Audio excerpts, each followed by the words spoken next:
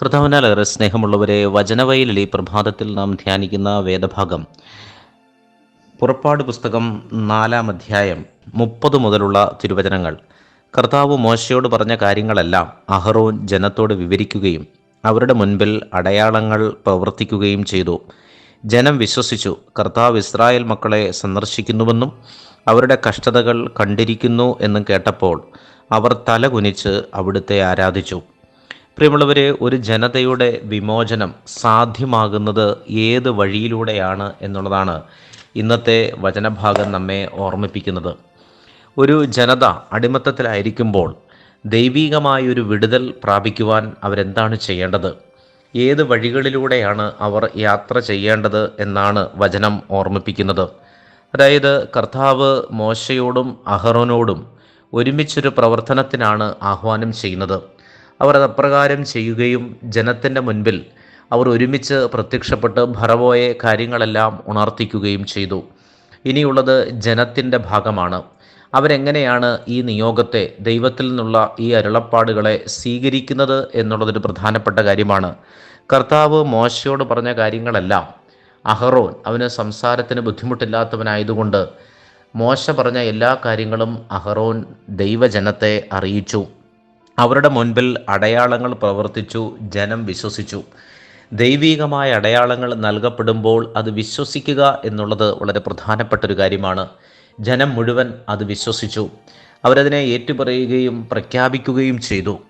അപ്പോൾ ദൈവം നൽകുന്ന വിമോചനം അത് സാധ്യമാണ്.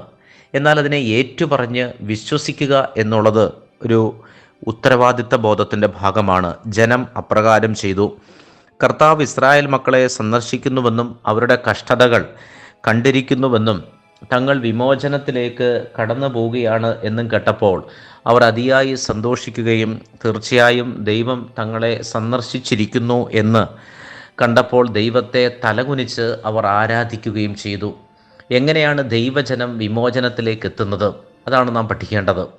ദൈവജനം വിമോചനത്തിലേക്ക് എത്തുന്നത് ആരാധന ആരംഭിക്കുമ്പോഴാണ്. ദൈവത്തെ പൂർണ്ണ മനസ്സോടും പൂർണ്ണ ഹൃദയത്തോടും കൂടി ആരാധിക്കുക. ആരാധനയിലാണ് വലിയ വിടുതൽ സംഭവിക്കുന്നത്. ആരാധനയിലാണ് ദൈവികമായ പ്രവൃത്തികൾ പൂർണ്ണമായി തെളിഞ്ഞു വരുന്നത്. ആരാധനയിലാണ് മനുഷ്യൻ ദൈവത്തെ പൂർണ്ണമായും അറിയുകയും കർത്താവിൻ്റെ ഹൃദയത്തിനുള്ളിലേക്കൊരു വ്യക്തി എത്തിച്ചേരുകയും ചെയ്യുന്നത് ഈ ആരാധനയിലാണ്. പ്രിയമുള്ളവരെ, ജീവിതത്തിൻ്റെ പല മേഖലകളിലും വിടുതൽ ആഗ്രഹിക്കുന്നവരും വിടുതൽ വാങ്ങിക്കേണ്ടവരുമാണ് നമ്മൾ. വലിയൊരു വിമോചനത്തിലേക്ക് കടന്നുപോയി സ്വാതന്ത്ര്യ ബോധത്തിൽ ജീവിക്കേണ്ടവരാണ് നമ്മൾ. അപ്പോൾ നാം എങ്ങനെയാണ് ദൈവവുമായിട്ടുള്ള ബന്ധം, ആ ബന്ധത്തിലുള്ള വളർച്ചയാണ് നമ്മെ സ്വർഗരാജ്യത്തിലെത്തിക്കുന്നതെന്ന് നാം എപ്പോഴും ഓർത്തിരിക്കണം. ആ ദൈവവുമായിട്ടുള്ള ബന്ധമാണ് നമ്മെ നാമാക്കി മാറ്റുന്നതും ദൈവികമായ ഒരു ഉത്തരവാദിത്തത്തിലേക്കും ദൈവികമായ ഒരു ശക്തിയിലേക്കും നമ്മെ എത്തിക്കുന്നതും. ഇപ്രകാരമുള്ള ഒരു ഹൃദയ ബന്ധം ദൈവവുമായിട്ടുണ്ടാകുവാനും ആരാധന നമ്മുടെ ജീവിതത്തിൽ സജീവമാക്കുവാനായിട്ടും നാം പരിശ്രമിക്കണം.